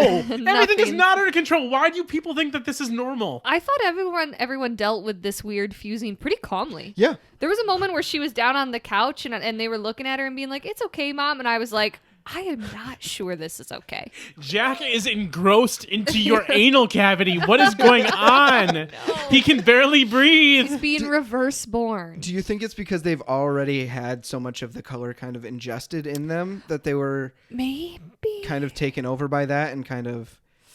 Do we even want to attempt to explain well, why this happens? I don't know how much. Again, this is not in the original story whatsoever. In the original story, they they basically lose their minds. They go crazy. And they disappear. Yeah. So there's nothing of this fusing, this body horror elements that Richard Stanley decided to incorporate. Even though that thing was really weird and creepy, again, the 1 hour for an ambulance to get there was too much to deal with. Too long. Mm-hmm. Nor would he drive his son to the hospital because it was too far away. Well, and the car had trouble. That was why we got the scene of him in the car. Well, the first time he could have driven the That's son, right. he That's said right. No. He's fine. He'd rather have a He was drink. having a bourbon. Yeah. Easy on Daddy. He was having his bourbon. Okay, let's get into our favorite what the fuck moments. Yes! What the fuck moments? Sam, kick us off. It's the gross kiss. Oh my God, it was so gross. It's got to be the gross kiss. He did it thrice. Once, twice, thrice a gross kiss. What is that mucus that's on her lips? There were so many strings of saliva and color. Why and would you whatever it kiss was. the sweaty gray monster? It wasn't even the saliva. Monster. It was like, why are you kissing the monstie? This is, again, why I think this is just so wrong that he would just make, like, he's so oversexed that he would kiss his mutated wife, who's now reabsorbed their son, and has a mucus barrier to her body. It was nothing's just to make sexier than sure that. to prove to her that they were going to go on that trip sometime. They were. He didn't forget. 10 minutes later, he blew her head to pieces with a shotgun. Oh yeah, he did. Oh my God. But not before 3 kisses. Oh, they were so gross. And it was long. Yeah, they were And nasty. it didn't cut. No. And you got to see all of it. It was gross. It was really gross. I just feel bad for Jolie Richardson in this whole thing. Yeah. Oh, A moment I didn't feel bad for Jolie Richardson because she got to have this really cool scene was So the cool. dinner's ready scene. oh. I my was not expecting God. Mom to just randomly cut her fingers off at all. I screamed. I was Yeah. like, what is going on? You didn't get the lead up to it that she was slicing the I mean, carrots? obviously, like, you see someone cutting Something and might you show happen. it in multiple angles. I know she's going to cut herself. But I was like, this can't be like a plot She'll point. cut- She full on cuts off 2 of her fingers. Yeah. Like, not just the tip. No. From the Like, knuckle. A Yeah. knuckle of each. Like, I thought maybe she nicks it and bleeds Yeah. pink Yes, or squirts, something. Or like, Oh, you that- know, that like would've been there's cool. like another horror trope that we get where we realize she's somehow infected or she doesn't bleed or something like that. But Mom just straight up cuts her fingers off and then holds her hand up and says, dinner's ready. And we're just supposed to like sit there. and it came after one of my like favorite comedic parts of the whole movie was the news broadcast of what was going Of Nathan. of God. Nathan, Yeah. where he's just mad about his hair. Yeah. And they ask if he was drinking, and he admits to he was drinking, and then instantly the bottom line switches to a bourbon connoisseur right after he said he had a bourbon. And I thought that was really well done, and I thought it was funny. And then it jumped to this, and it completely caught me off guard. It's sinister and weird, and totally flips the tone on itself. Yes. Yeah. And the fact that she's so blatantly not there anymore. Yeah. That's what was like to me. It was scary to see the fingers getting cut off, and then for her to put her hand up. But it was just her demeanor of, the calm, I seem cool. to have cut my fingers off. But the tone keeps it from there. Like, I guess it was a great way to really kick off the like crux of this movie. Yeah. My favorite what the fuck moment came just before the car scene, and actually a reference to the original text here because this takes place. It's a farm basically, and one of the first signs. Again, there's the difference between the movie and the short story is not only is this a modern depiction. This takes place in the 1800s, but it also takes place over years in the short story, Right. and these effects But- are minor. Does this movie take place over years? Oh, Sam, don't get into the time flying shit. I don't care to discuss. Sorry. Let's move on. My what the fuck moment comes when he's tasting what he thought were amazing tomatoes, which I can only assume are deformed. I don't know why he would think they would be great, but they're very large. Those are heirloom tomatoes. They're very expensive. Okay, Yeah. so he was excited about the harvest he was bringing in. And Both, the plants were pink. yes, both monetarily and through the food itself. But when he bites into one and realizes it's bad, Nick Cage just goes all out, bites into every single one, spits it out, and then proceeds to cherry bomb these into the garbage can. It's amazing. All while Jolie Richardson's there just complaining about the Wi-Fi. yet Bitching again. about the Wi-Fi. My favorite part was at one of the last ones that he threw, he yells slam dunk. Yeah. And it's so good. It's so good. Yeah, I think that was a big difference I noticed between the short story and this is that the stakes are much higher in the short story Yes. because their actual farm is being destroyed. It's their livelihood. It's their livelihood. And in this, you're kind of just like, Dad moved us out here for no reason. No one knows why we're here. And now things are going terribly wrong. Yeah. We're not sure what's happening. And in the short story as well, there's a year of excess for them. Like the first crop they harvest after the meteorite hits is a positive one. It ends up having bad effects long term, and the crops ended up completely being destroyed. But there's some hope in that first season that they're going to have this great, huge harvest. Right. And so I like the reference to that. But this was just, again, this was the rushing part that I felt like we didn't get a chance to spend enough time with this trope of, okay, so is he an alpaca farmer? Is he a tomato farmer? What's his deal? It felt like a nod to the short story out of context. Yes. You would not know what the fuck this tomato scene meant if like you didn't Richard read. Stanley flipped to page 6 of the short story and was like, oh, that's interesting. Let's put that in They there. have tomatoes on the farm. Yeah. Yes. I did, in the interview with Richard Stanley, I heard is Nick Cage sent him back the script that he had written for the movie and had highlighted the sections that he wanted to explode in, and this being one of them and the car scene being the other. He had determined this before the movie even took place. Can you imagine? God damn it, Nicolas Cage. He's a You hero. are, pun intended, a national treasure. Seriously, we need to protect him at all costs. Is Nick Cage quarantining? God, I hope He can't be. He's making 19 movies. Oh my God, you're right. Unless all those are actually filmed via Zoom, because I would expect nothing He's just less from taking him. video with his phone. the Yes. entire time. God. Okay, Kate. Yeah. One of the fun things that you've been doing with us on recent episodes has been coming up with fun games for us to play, and I know you got a new one. I do. Explain it to us. We're ready to play. Okay. I call this game "You Are the Weakest Pink." Goodbye. Reference to The Weakest Link, one of my favorite. Oh, really? One of my favorite game shows from childhood. Okay. One of my favorite elements was the really vivid and beautiful colors that we get to see in the foliage and on this property. And so in this game, I'm going to give you a clue. All of the answers are different shades of pink. Different words or names or shades of pink. I have found now in my 3 weeks of wedding planning with a dude that dudes don't always know the difference between like a burgundy and a maroon, like different colors. So I thought this would be kind of fun to test you guys.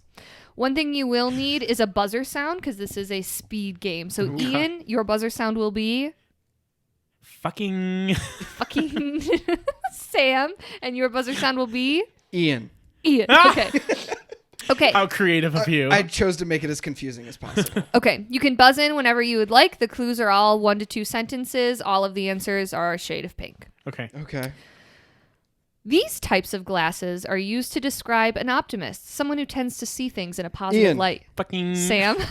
Rose-colored glasses. Correct. Nice. La vie en rose. It's really difficult to understand what's going on when Sam is saying your name, Ian. Okay. He buzzed in early before the question was complete. Number 2. Sorry, Jeopardy rules. Ancient Egyptians created this talcum powder makeup for both men and women. Usually, Fucking. Ian. What is rouge? Rouge or blush would have been accepted. Yes. Nice. I can't think of your names when I'm looking at you.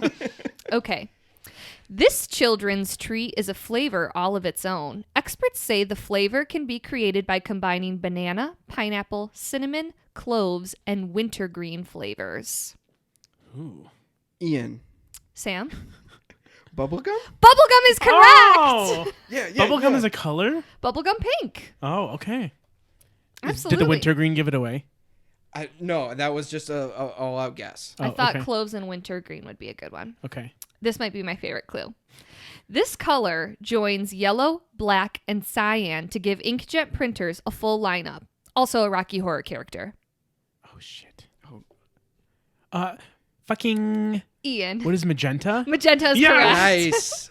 Do you guys remember that old game that was like on early Microsoft computers, and it was like you could press it was like an early version of Paint, and you press the color and it would repeat it like it say it out loud. And I remember cyan being one of them, and I would like click it a bunch of times and go cyan, cyan. No, is that just me? That is definitely That is just definitely you. just you. Okay. But I thought, what a throwback for like older millennials to know the Yeah. lineup in an inkjet printer, because that was the real deal. Thank you. Anyways, this will be the tiebreaker. We Oh, are boy. at Okay. Ian with 2 and Sam with 2. You're going down. Number 5. Originated during the Italian Renaissance, this highly technical form of dance has given us great role models such as Misty Copeland. It's a color. Originated during the Italian Renaissance, this highly technical form of dance has given us great role models such as Misty Copeland. This is a type of pink. I'm bringing up Suspiria in my head because we talk about modern Right. dance so much with that movie. Misty Copeland. You're saying that like I should know who Misty Copeland Originated during the Italian Renaissance, highly is. technical. Italian. Highly technical. Technicolor. Cyan. Cyan. Cyan. Misty Copeland is a ballerina. Ooh. Fucking. Yes, Ian. What is pink? Ballet pink. Oh man. I was looking for ballet. You just said pink. They're all pink. But okay. I was thinking flamingo because that was the only that's a dance I good could guess. think of. ballet pink is a very typical pink. Okay. See, dudes don't know that. No, Right. definitely don't. We're going to call that one a draw.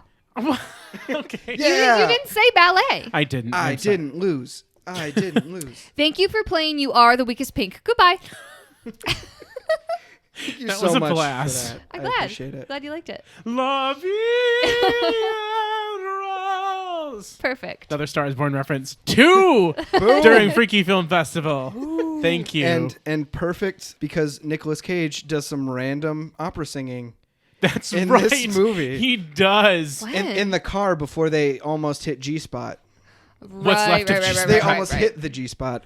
Oh, didn't. Good God. Why is that so funny? I don't know. Okay, I Penny, your committed. 15-year-old self making those jokes. Okay, so we've destroyed the screenplay, we destroyed the characters and the performances and the plot in general. But technically, this movie is kind of marvelous in a number of ways. Oh, yeah. The special effects being one of those things. Kate, what stood out to you technically? That was, I mean, we just played the pink game, so I know the pinks play a major role for you. But what else? Yeah, the really vivid colors and the transitions, the sort of movement of the color as well, the way it kind of yeah. took like a small little misty movements through foliage and things. I liked the spooky pink lightning transition.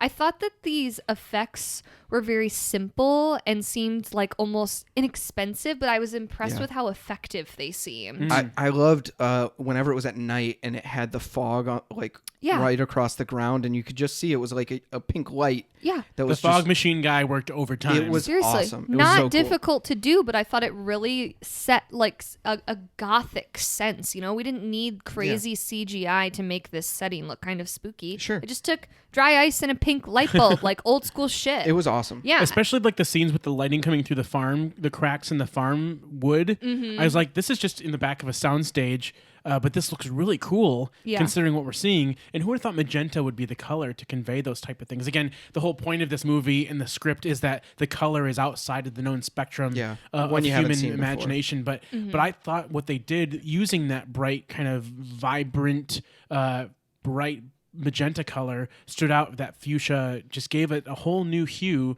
that I probably wouldn't have selected myself. I think I would have gone the green route. Sure. Because I think that's a safer route. So kudos to them for picking a non expected color and working it. Yeah. I'm kind of glad they didn't go green because that's kind of a typical alien thing. It is, yeah. And it worked. It worked really well with pink, in my opinion. Yeah. So. Yeah, we've already touched on it. I loved the really grotesque animal transformation. So reminiscent of Rob Botton's effects in The Thing. Definitely watch that this Halloween season to any of our listeners that haven't. But we see the cat, the dog, the alpacas all have that like really, really nasty kind of meltdown. I thought of like David Cronenberg's The Fly. I haven't seen The Fly. Yeah. Cronenberg is one of the fathers of body horror. Body horror, yeah. The first time I saw The Thing, it was a double feature at Wealthy Theater with The Fly, but I didn't stay for The Fly. Oh, that would have been a good one. Yeah. And then I've already mentioned this as well, but I think this movie kept great pace. The first jump scare was at like minute 17. And I definitely wanted to know what was going to happen next throughout this whole movie. I never got bored. Kind of like you mentioned, Ian, earlier, my attention span maybe swayed a little bit, but it never kept me from wanting to know how this was going to wrap up and how it was going to end. And not because I wanted it to end immediately, but because I was definitely compelled by what was happening. So I think the pacing of the mix of jump scares with color movement and more kind of subtle horror was great, I thought. That specifically in regard to the color, I think that watercolor style, Yes. it wasn't kaleidoscopic in ways, but it felt like we were watching water, like we'd mixed food dye in and we were like swirling it around. You ever seen those videos of like white paint and you mix food coloring into it and it like moves around? It felt very much like that. And that it almost was like a pasty effect. You know, it felt water based, but it felt also very thick. Yes. And I think that consumed me into the setting that the movie was in. And that's why I think we didn't need the praying mantis bug. That materialized the thing that was supposed to be unable to be encapsulated. Yeah, I don't know why birthed we it. needed The a whole weird. point a of bug. Lovecraft writing is to not have a physical manifestation of it. Yeah, it's supposed to be something completely out of the realm of thought. So I don't know why we had a pink praying mantis, a prink mantis. Or the pink lizard. There was a pink lizard. Yeah, The pink randomly. lizard, yeah. That didn't move. It just sat on the edge of the well. Yeah. I think it was just a rubber. Maybe it was lizard. to show that animals besides the farm animals were being affected. Okay. Maybe the praying mantis was down in the well with baby Jessica. I think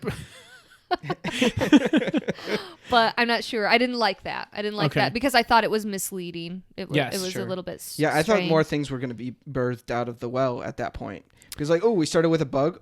Maybe something bigger will come out, and it Yeah. happened. Just a tunnel of fuchsia. the well again was a figure, a symbol that we could have explored more that I don't think we really did. No. Like it was kind of this abyss that was because in the short story there's so much emphasis on the water and the water plays such a significant role, and in the movie the water's kind of glossed over. Yeah. Like we understand that whatever in the meteorite has infected the environment around it, Yeah. but it never really made the connection outside of the hydrologist telling us not to drink the water. Yeah, and but even then it was like a subtle clue. Yeah, and all we really got with the water was like it was stringy at times coming out of the faucet, or Yeah, the shower in the was shower. creepy. That was creepy too. But Ew, yeah.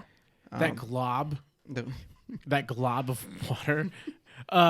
A few technical things. We just briefly touched on it, the body horror element. Yes. So outside of the Lovecraftian horror descriptions that we gave at the beginning of the episode and talking about cosmicism, there's an element of body horror in this that, again, you've already mentioned Cronenberg as one of the founders of that. But it's a genre trope that explores often graphic violations of the human body. So whether that's a sexual thing, a mutilation thing, we see it in a lot of different manifestations in this movie because there's the Wiccan connection where Lavinia, excuse me, mutilates herself in what appears to be a Wiccan ritual to try to save whatever's happening or protect herself. She carves her body up. And then we have, of course, the mutilation of mother and son, which, again, add to these creepy elements that fuse into this genre. So it was nice to have the body horror elements included in this. I'm But just again, I'm sorry. I'm just remembering we get some body horror in Suspiria too that I forgot about in the solo dance Yes. in the mirrored studio. Completely So cool. morphing and breaking. And I completely forgot about that. Yeah, we so- have had body horror before on the podcast. And I think this is just taking it to a whole new extreme. Yeah, absolutely. But again, I thought this wasn't necessarily, I liked it because it was needed. Of course, I didn't find it attractive whatsoever, but just because it took away from the original story. And again, I hate to keep harkening back to this original story, but I thought the original story was so much more believable in a way. And granted that Lovecraft is not supposed to be believable. It's supposed to take place outside of our comprehension, but it felt more like it was set up for a realistic depiction that could have been more attractive to a regular film goer rather than just a B-horror style entrepreneur. It seemed more grounded, and I totally agree with you on that with the story. But I loved all of the practical effects on this body horror. Yeah. It was so good. Maybe it wasn't necessary, and who cares at that point? it was ridiculous. It was awesome. Yeah, I also have to give a shout out to the setting. Kate, you already talked about the flowers being a cool touch, and I also agreed with you. I thought that was one of the coolest elements was the ever growing flowers around this. It reminded me of a movie that Sam and I just watched called Little Joe, and these creepy flowers that are supposed to bring happiness end up wreaking havoc. But the thing I didn't like about it was that whenever we saw it completely engulfed, like we saw the whole property was covered, it was dark. And we really didn't get to see how beautiful it could have been, to really dive into this fuchsia color. It was muted. One, that was probably expensive. Yes. Sure. Two, we still got to see a pretty good amount of it because that house had so many lights on it. Yeah, did. I was blown away by the lighting on this super old house. That was bizarre. It made no sense to me. Like, I loved the house too. Like the whole setup. I like the old architecture. I think it's cool. It was cool. It kind of seems like they just filled it with a bunch of junk. Yeah. It didn't necessarily seem to fit quite as well with the characters. Production design felt very haphazard. Yeah. But I was very confused by how many lights there were Yeah, it had on the like exterior of the house. 10 spotlights on the outside of the house. And they So didn't weird. illuminate the house in any particularly attractive way. No. Like it didn't make it scary. It didn't make it like usable. It kind of distorted what we could see of the house. But I'm glad you brought it up because I thought the whole setting, the Gardner family farm in Arkham, Massachusetts, is where this takes place. It's a fictional town that Lovecraft used for a number of his stories, much like Derry, Maine, or Castle Rock, Maine, in Stephen King's books. It's used in a number of his different stories. But the farm to me felt like a movie set. It felt very poorly. It felt like a poorly assembled IKEA version of what they were trying to create for us. It felt very facade-like. I never felt depth to the setting that we were in. It was the well, the barn, the house, the attic. They all felt like they were set pieces positioned and couldn't move from that. Everything was such a stone's throw from each other too. Yes. Like for being on 12 ancient acres of woodland or whatever, everything was in like within steps of each other. Yes. Yeah, and the only defense I might have for that is that he's not a real farmer. I think he was just keeping everything close and just trying to do his best. That's fair, but he's also an artist by skill, and I would think that an artist would take a little bit more time And be to a little more aesthetically pleasing. Yes. Yeah, that's fair. It just, to me, it felt like I was looking at a cardboard cutout of all these things. Like I never Yeah. really felt present on this property, which is a whole character to the story.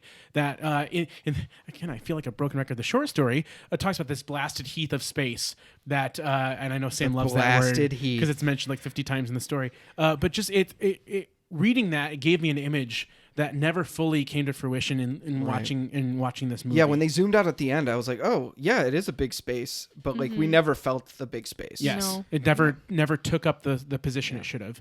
Sam, what else stood out to you?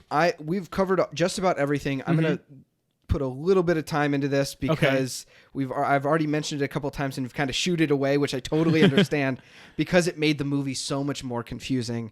And that is the element of time in this movie. It made no sense. It was constantly jumping from day to night. We saw a few times when the clock would move around several hours without anything actually happening. I don't know if it's the color moving time forward or the people living in the house, the gardeners losing their sense of time. I have no idea the connection here, but the only thought I had was when I listened to the story, it took place over a couple of years. I don't know if it was trying to make this story seem like it took much more time than it actually did. Because if you think about just the movie itself, without like taking into account some of the time stuff they do in it, it probably took a week and a half, maybe. If that. If For that the time it amount of time. lands. Yeah. It's funny you mentioned that we like shoot it away because Benny does bring up time. Like, how do we even know what time? And he gets shoot away too. Everyone's like, shut up. We can't even concern ourselves with the time. Everything's going batshit crazy. You should have felt the alpacas, Benny. Yeah. And like he talks about like I went out and it like instantly became dark, so Yes. I don't know what was going on. And she's all like, that stuff. whatever, Benny. Yeah. She's like, shut up. There are bigger fish to fry. Yeah. Literally frying something. But Literally frying fish. yeah, no, I agree with you. I don't, it wasn't elaborated on enough outside of throwaway lines for me to like give it a full Yeah, exactly. discussion. Yeah. You know, That's the problem Not trying with to put you down at No, all. I totally get it. Yeah. And like I just wanted to bring it up so I didn't seem like we were avoiding that part. But like But we are. I totally agree with you though. Like we had a few cuts to it, a few brief mentions of it during the movie, but not enough to kind of flesh it out to figure out what the hell's going on. Yeah. Even Ezra talks about how he's been recording the sounds under his house for years. Yeah. But again, Who knows? it was like 2 days after they arrived. So that could just be the pot talking as well. Yeah. Okay. I have 4 things, and one of these things does not go with the other 3. Okay. Okay. Horror movies, Sam Slams, not having a good time, and Nick Cage. Which of these 3 does not go, or which does not go with the other? I totally lost. You lost me on that. Oh, you can cut that out. I enjoyed it. It was not having a good time. Not having a good time doesn't go with Sam Slams, Nick Cage, and horror movies. Yeah. Oh. Basically, it's time for you to slam it. Yeah, let's slam it. This is going to be great. Yes. All right. I have a few here. The first one being when Jack is out there coloring with his big, ginormous green crayon. Oh, yeah. He has no other crayons or Just the markers or anything with him. So what that would have to mean is he did his He drawing. ate the other crayons. Well, either he ate the other crayons or he did his drawing, walked outside and like, I'm going to color in the green out here. Yeah. I was so confused with that. My fiance immediately went, that kid's way too old to be coloring shitty like that. It's like, all right. I was thinking That's about like true, 10 too. or 11, right? When Yeah, you sixth way grade? too Yeah. old to Yeah. be like full fisting a crayon and coloring like that. Yeah. That's way too old. If I can like that elaborate a lot, little too. bit, I think maybe his colors were like absorbed into the color, like the other crayons. Funny. Like, you know, when you melt crayons, you kind of get that cool slam sustained. Yeah, accepted. Another one I have here is no one gets in the shower before turning on the water. Yeah. Totally accepted. Yeah. Yeah. Stop doing it, Hollywood. I'm so sick of it. It's cold on your body. Yeah, and especially in an old house like that we're in, It would have taken minutes. Yes. Did you see several how he minutes. had to pivot around the water too so his toupee didn't get wet? He did. He got on in it and it got him in the front and then he had to pivot around it so his face and head would stay out. Sustained. Accepted, yeah. Okay, here's another one. And this is just an image that I put in my head thinking about this actually happening. The guy who drove in to town with the alpaca goop, or it might have been the dog goop, The sheriff, yeah. All the leftover animal goop. all Yeah. the goop in the or in the back of his truck. It was in a tarp at least. Yes. But all I can think about, did he like go out and like shovel all of that into his truck? That seems crazy. Just bring people out and say, hey, take a look at this super weird stuff. Also, was he just standing outside of City Hall waiting to show anyone who would stop? He was look like, at this Ward, weird goop." you're a hydrologist. Do you want to see this mutated alpaca? And Ward was like, yes, sure, I am a hydrologist. Did he get it in one scoop or was it multiple scoops? Like he had to shovel multiple times. 2 scoops, please. If he did pick it up as a whole body, Oh no, that's impossible. Would he do- it was would like he would needed it a was like 5 forklift. or 6 alpacas. Yes. Yeah, it'd be That's heavy true. goop. man, what a big mound. And ruined such a really nice tarp. Yeah. You're never going to Yeah. use that tarp Can't again, use that again. It was a city tarp. no matter how many times you wash it. County owned. Yeah, it's fine. Sheriff. Okay, the last one I have here, Yeah. and that is Ward, the hydrologist, holding his flashlight like a gun for some reason. When they were going back to Ezra's house. When they were going, Yeah, so like, weird. fully holding it with 2 hands, like he was holding a pistol. Maybe they told him they were going to put a gun in. Oh, like didn't Post-production, you mean? Yeah. Didn't Steven Spielberg do the opposite? Like switched out the guns for radios in E.T. or something? Oh, I don't Don't know. know that Like just story. did the opposite version of that. Like they're like, we're gonna put a gun in, but we only have one prop gun. Yeah, maybe So their hold your prop guy flashlight. was like, "Fuck, I don't have another gun," and they're like, "We'll fix it in post. We'll fix it in post. Just hold this flashlight." And Like then a, forgot. like a crazy person. To me, it was like this guy had a guest appearance on Loner SVU where he learned how to hold a fake gun, and he was like, "I got this one. I'm method," and tried to use it with the flashlight, and just did not work. That's amazing. I just think of little kids pretending to have guns, Yeah. and using flashlights instead. It was not. It was not it, honey. No. Sam slams all accepted. Yeah, all you. of them. Nice job, Sam. Thank you. So from there, let's move on to some hair-raising questions that we have still Yes. about this movie. I have a ton. So let me just kick this one off. Go for it. Ooh, that was nice. Jinx, you owe me Almost a in Coke. harmony. Again, a question that I pose for all of our weird movies. At what point did you realize that this was fucked up? The cat. G-spot in the road on the way to the hospital. Okay. I was like, the Yep. Because that was a great jump scare. because she had cut her fingers and we'd already had a couple jump scares and we'd seen the color obviously, but it was the first glimpse of G-spot because I don't think we had gotten any real body horror to that point. Well, her cutting her fingers off, but nothing. Sure, but yeah. nothing really like mutilated. And No. so, Right. yeah, that was when I was like, this This is is getting- happening. The color's doing some shit. yeah. Okay. I kind of agree with that. That's probably and that jump scare got me so good. Oh, yeah. Like none of the other ones like really got me to jump. Yeah. That was good. That one did and confused me because they were like 150 feet away from that cat.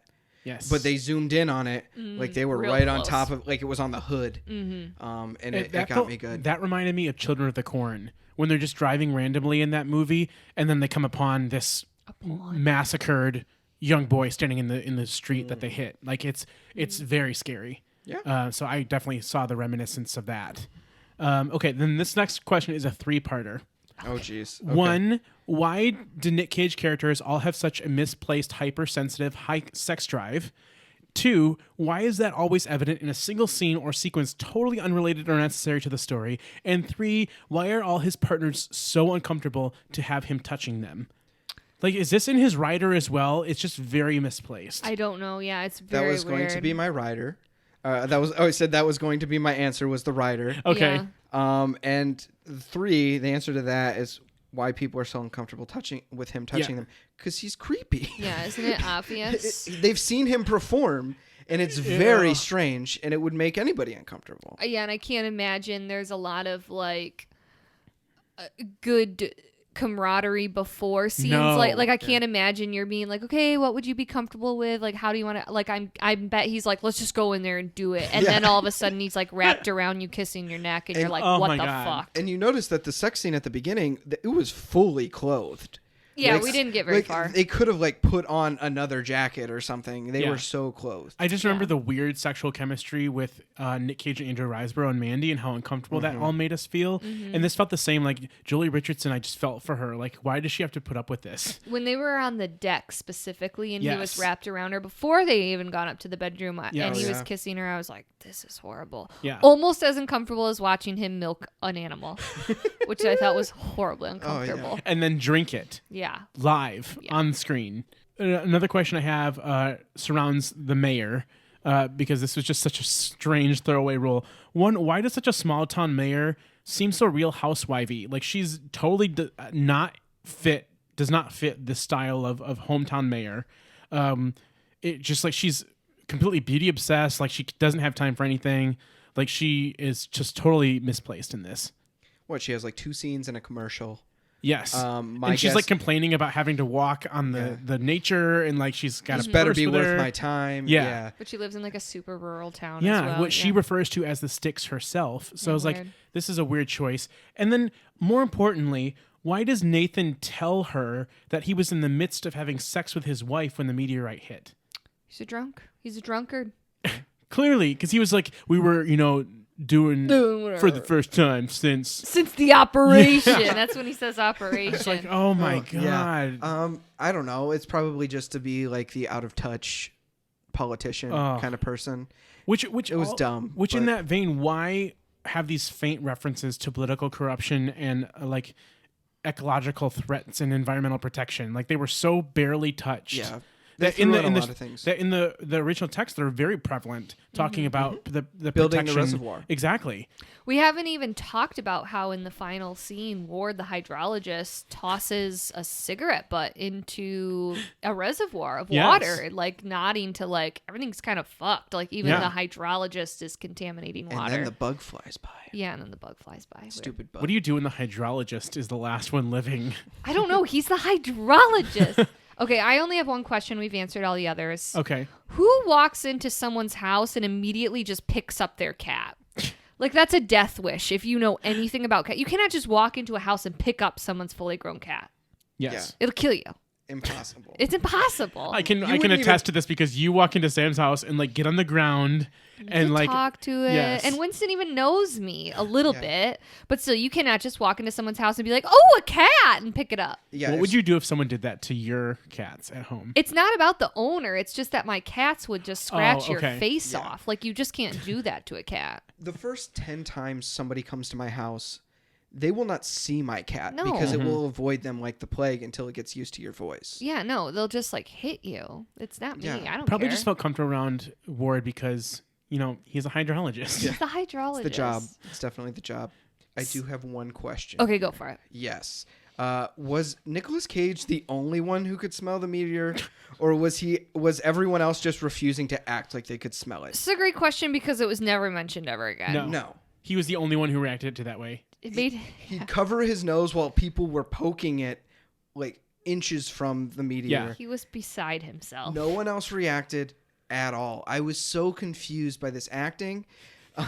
Maybe Nicolas That Cage, was the confusing part of his performance. but like, Yes. maybe Nicolas Cage was like, I'm going to decide that this smells. You guys can follow along, or I'm just going to keep going. And Richard Stanley was like, Nick, it doesn't smell. Like, you don't need to do that. And he's like, I'm going to do it. Did it in every take, so they had to go with it. Yeah. There's nothing they could do.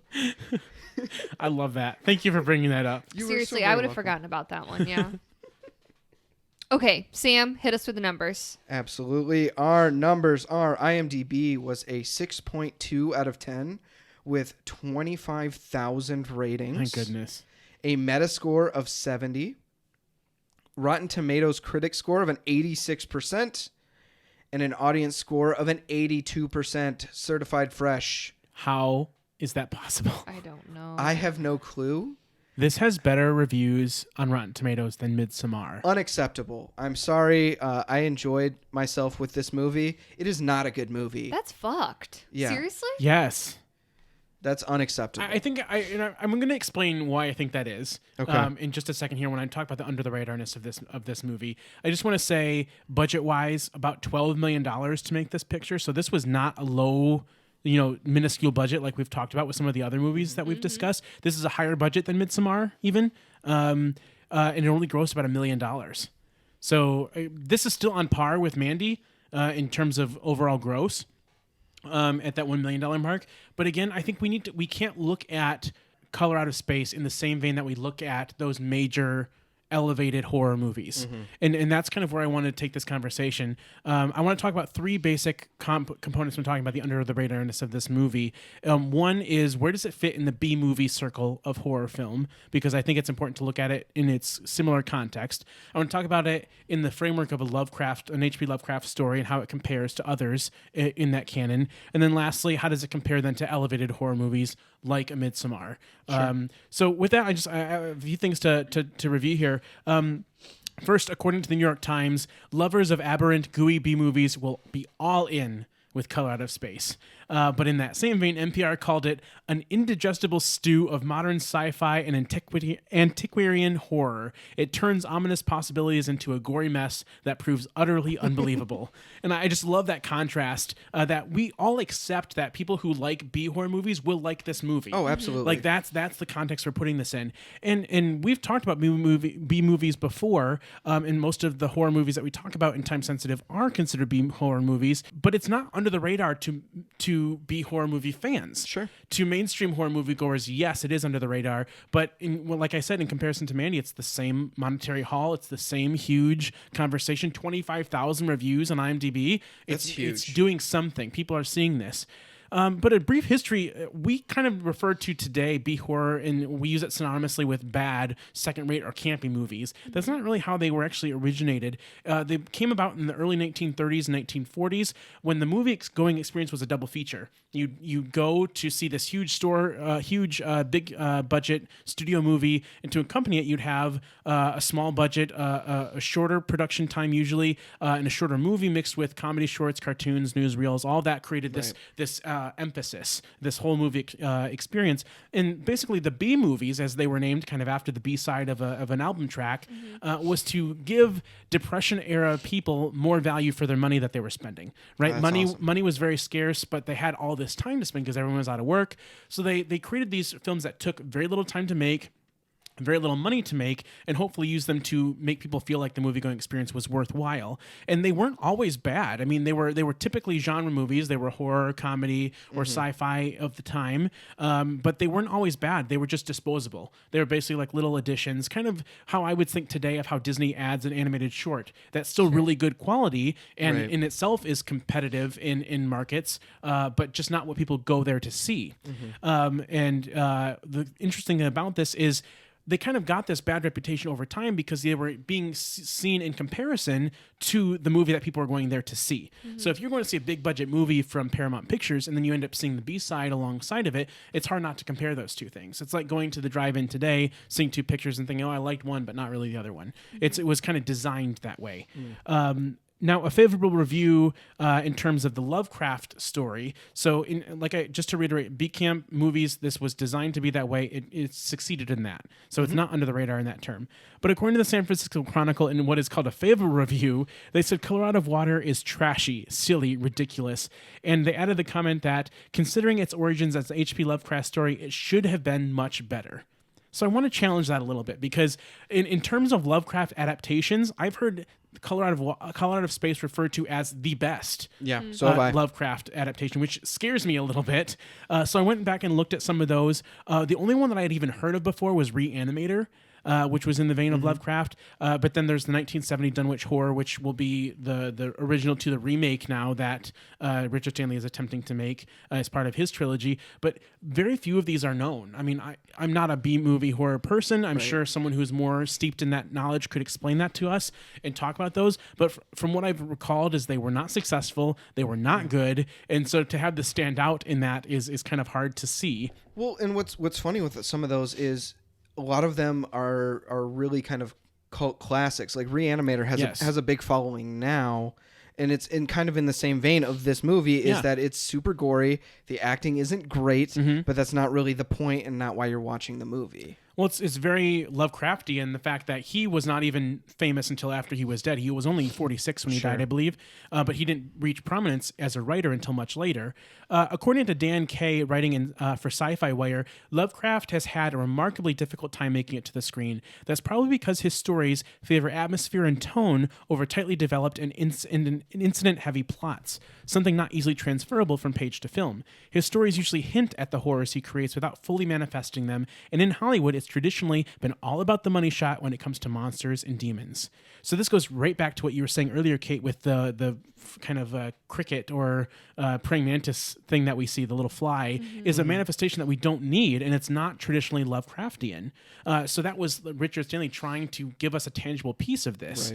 Which is just not right. And that's why I think these stories don't always translate well, we don't expect it and we shouldn't get it, but that doesn't fit into the American narrative of what horror storytelling is. But I think to give Stanley some credit too, some things that we have praised tonight has been the atmosphere he created and the tone he set, and the things that we have definitely ragged on a little bit are the things that he had to sort of insert himself on in order to have a fully fledged narrative, characters, relationships, dialogue, all of the shit that is inherently not Lovecraftian. Exactly. Yeah. It was a huge leap, and to say it's an adaptation is It's a bit of a stretch. Yeah.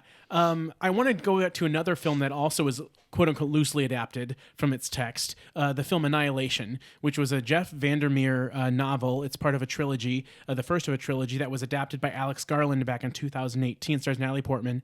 And there's a point in the movie when, again, I drew visual comparisons to this because it's also about this Very color. Very similar, which is weird because the book has nothing to do with the movie whatsoever. Even the title Annihilation means something different in Vandermeer's book than it does in the movie. Weird. I loved the movie. The movie is very interesting. It's way cosmic for me. So again, the movie has very Lovecraftian elements to it. But there's a point in that movie where Natalie Portman's character is asked to describe this translucent barrier, which the film refers to as the shimmer. So very similar to the colors we see in Color Out of Space.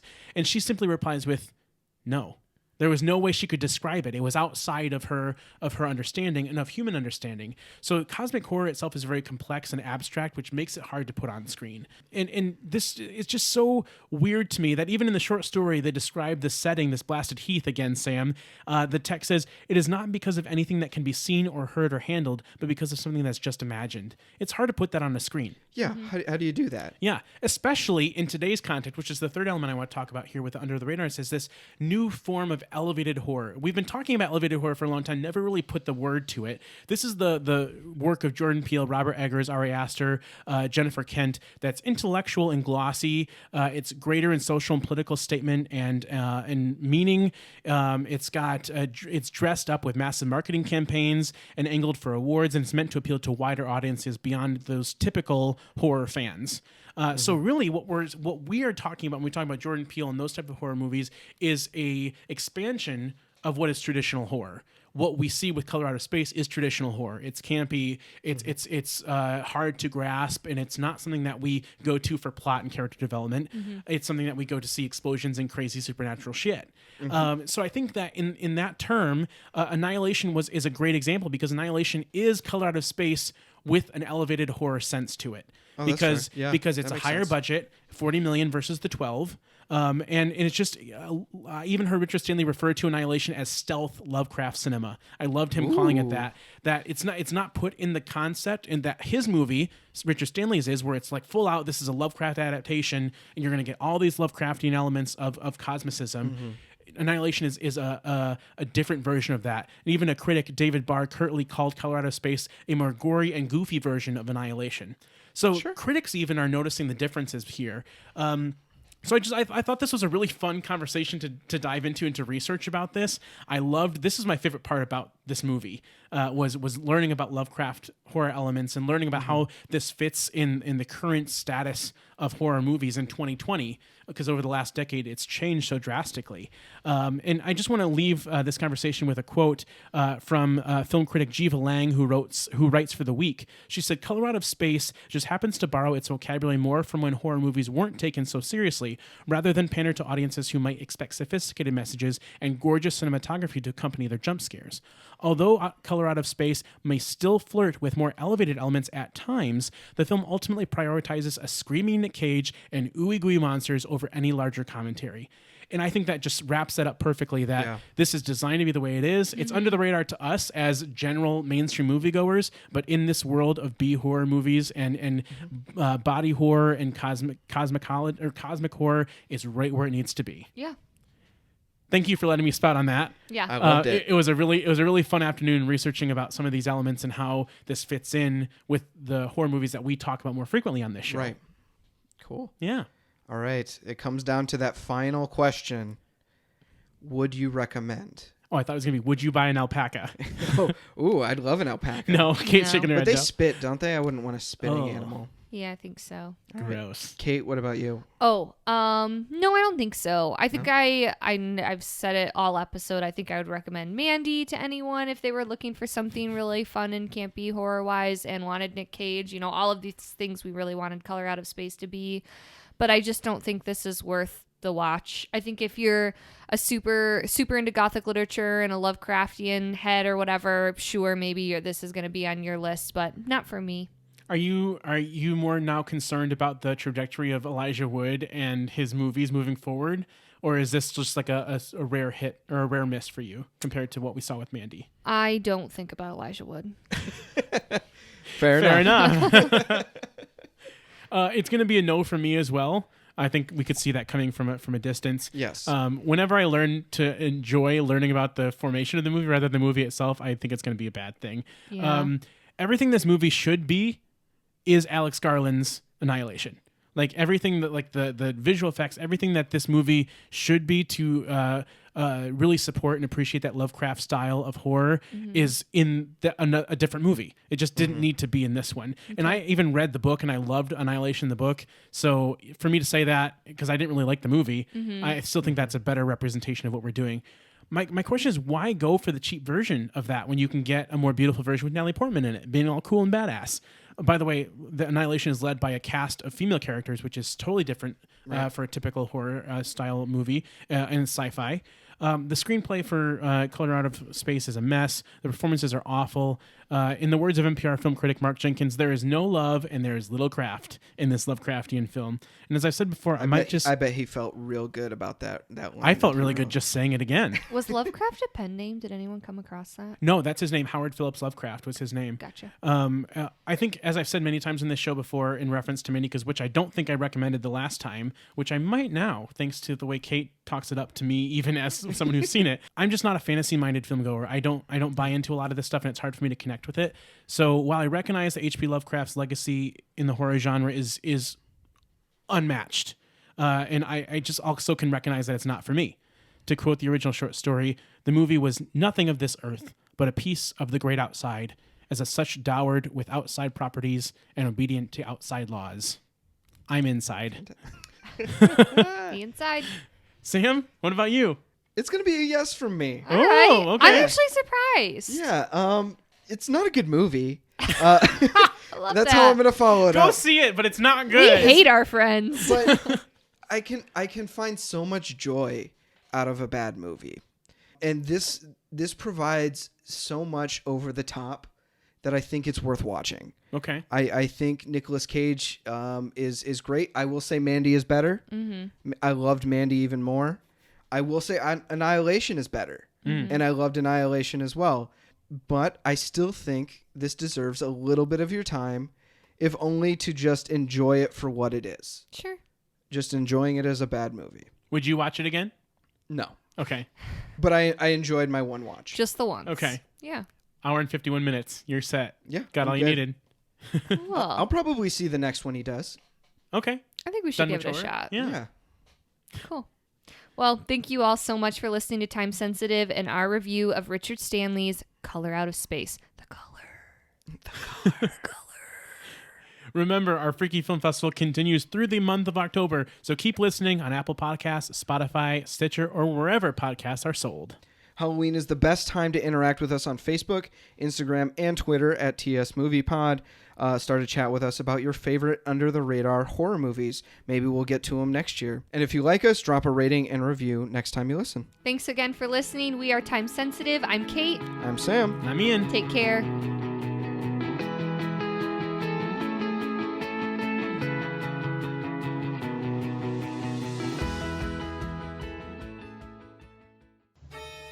While you may think that history is, vaguely interesting, the truth is it's fun and metal AF. Echoes of the past are still reverberating through our world today, and Body Count is here to show you how our shared history affects your life on the daily. Whether you know it or not. So, are you past the point of higher education? Feel like you didn't learn anything from your high school history teacher? Or just didn't give a flying crap about it? Are you tired of always missing out on the yellow history pie piece in Trivial Pursuit? Are you the horror of all your friends' game nights? Did you once proudly announce that Napoleon Bonaparte was a super short little nutsack? When in reality, he was an average-sized nutsack. Have you been thinking about living under a faulty dam?